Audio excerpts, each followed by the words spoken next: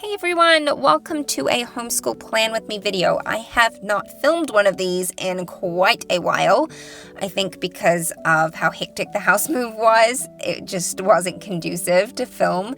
But now that we're in a good routine and we're settled, I was like, let me sit down and film this for you guys. It's just the process of me planning out a week of homeschool and our life.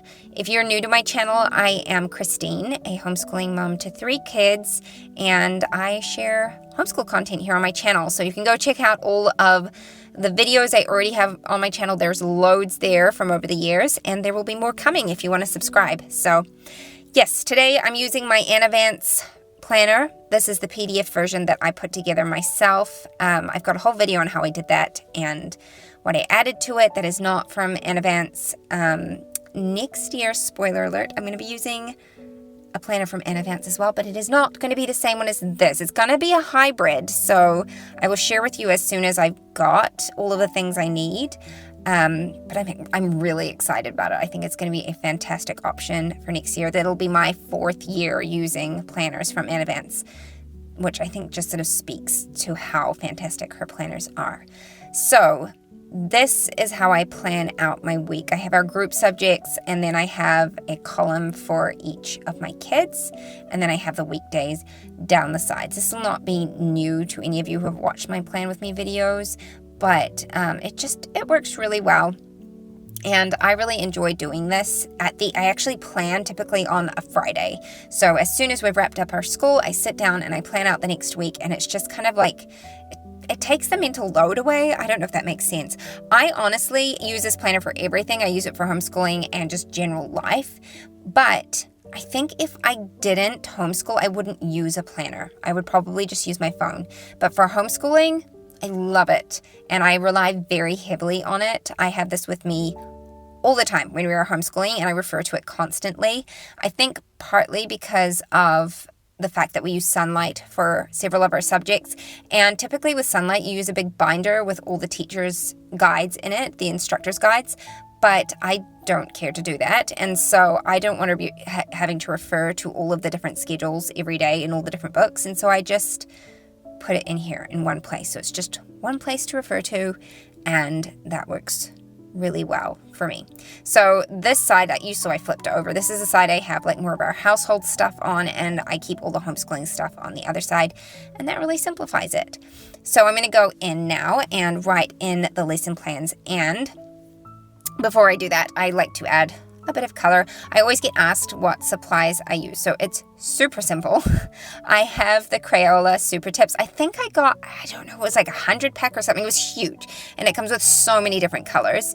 And so I have those, and then I have washi tape, which I've just got a collection of tons. Honestly, I have lots of washi tape that people have given me a lot of it, and then I bought a couple of packs here and there, and I usually pick out the washi tape to start with, and then I pick out my markers to match that, which is a lot of fun. I really like doing that because it's simple and it's fun, but it adds a lot of color to the pages.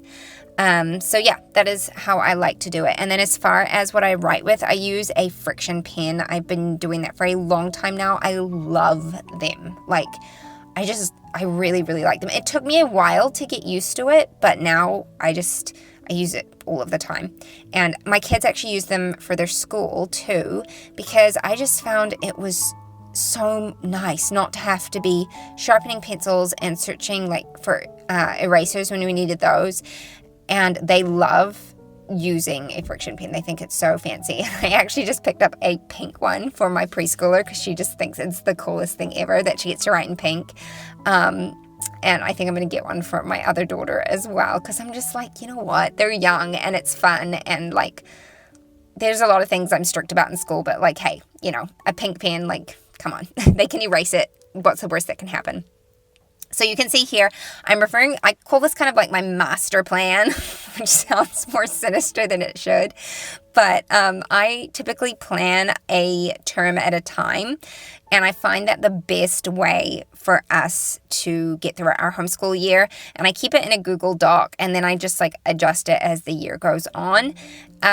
don't let anyone tell you that you can't plan your homeschool and that you can't have a schedule and a routine. That really threw me when I first started, which is so silly because I was raised and homeschooled by a mom who was very much a planner and a schedule follower. But I guess, society changes and homeschool is not immune to that, the homeschool community, and you get swayed by people and their opinions and, influences and stuff. But I'm just here to say that you can be flexible and you can be someone who plans and has a schedule. They are not things that have to be separate. They can very much be together. And I find that it works really well for us. So the way that I am flexible with our planning is that I only plan for a term at a time. Like, I have a general idea of how much I want to get through in a year, but I'm very aware about the fact that life happens and there are disruptions, especially for us this year. Moving house was a major disruption. And last year we had sickness that was pretty intense and a major disruption. And so the way I do it is just a term at a time. And then even when I'm writing out, like I'm copying over the different lessons from the master plan into my planner, I still have to tweak things because, kids get sick, things happen, just general disruptions. Also, sometimes my kids are speeding through their schoolwork a lot faster than I expect them to, or perhaps they're having to go a bit slower. And that is where I tweak things because, I'm not going to fight it. If they need to go faster, they need to go faster. If they need to slow down, they need to slow down. And I'm not going to push them just for the sake of sticking to a schedule because I need them to actually learn, the material, not just to be pushed to match the pace that I want them to go at, if that makes sense. So, we do have a routine. We do have a rhythm to our day. Our week, we do school 5 days a week, but we only do full days of school 3 days a week. The other 2 days are very light on schoolwork, and so really we only do 4 full days of schoolwork. And that works beautifully for us this year. I feel like having both of those days a little lighter gives us a lot of flexibility and wriggle room. So if another day something happens, we've definitely got time where we can catch up on stuff and not get behind. And before anyone says there's no behind in homeschool, I understand the sentiment behind it, but there is such a thing as falling behind, and I do want us to be moving forward. I do like to be disciplined with making sure we are getting through our schoolwork and not just being lax. There's time for rest, absolutely, but when we need to work, we need to work, and so that is what we do. I think the whole falling behind in homeschool is typically used in a different context, but it can sometimes be too broadly used, I think. So anyway, that's just what works for us. Every family is different, and I guess that's kind of the point I'm making. Do what works for you. Try not to be too heavily swayed by people's opinions because we can all homeschool the way that works the best for our own family.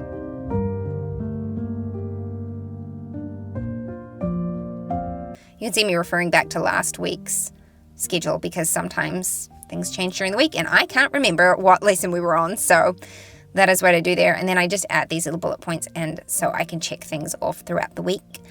Now I flipped over to the home side, and this is funny because I filmed this a couple weeks ago and life has since happened and changed and I've reprioritized things, and I'm writing down here the different things I want to get done in a day, and that's fine, but I'm specifically writing down on the days, the different cleaning tasks, the rooms that I'm going to do. And I just honestly, it's burnt me out too much trying to keep on top of deep cleaning everything. And I really had to sort of examine myself and realize how much of an influence social media was playing into my expectations of myself and how my house should look. Not from a aesthetic standpoint, but just from a cleanliness standpoint. And I really was just you know what? It's my home. I live in it. So I'm just going to slow down and not care if the windows get washed this week. So that's just a little insert there.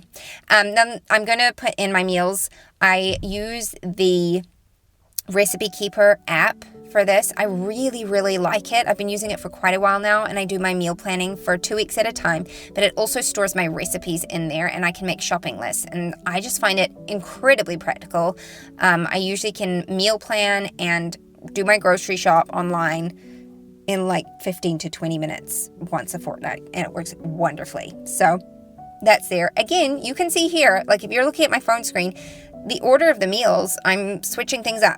Again, you can plan and also be flexible, because I was like cognizant of what we had going on in the afternoons, and therefore I needed to plan our meals accordingly. But that is what I add in there. I do have a column for work. A lot of that I just keep in my head, but I do tend to write down like important dates and like things that I need to remember there, just to like keep it at the forefront of my mind, because it can definitely go under the radar otherwise. But I don't utilize that column too much. And then that's what a spread looks like for a week. So thanks for watching, and thanks for chatting, and I will see you next time. Bye-bye.